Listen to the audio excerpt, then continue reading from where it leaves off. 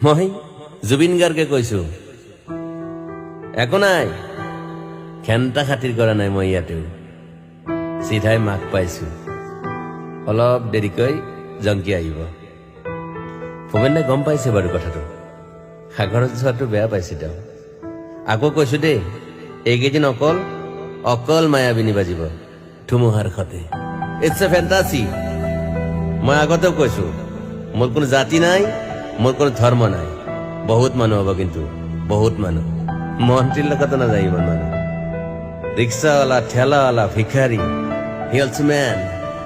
সকলোকে চাব দিবি মোক পুলিচ কেইটাক কৈছো পাৰিলে ইউনিভাৰ্চিটিৰ ফালে মোক সমাধিস্থ কৰিবি গুৱাহাটীত হ'লে সুবিধা হয় হাতাইখিনি মানুহ পাই থাকিম মাতটোহে দিব নোৱাৰো বাকী ৰাতিপুৱা হ'লে গান বাজিবই দেখোন ৩৫,০০০ গান ক'ত পাহৰিব পাৰিবি মোক আৰু এটা কথা এই নৰ্থ ইষ্ট ফেষ্টিভেল নাই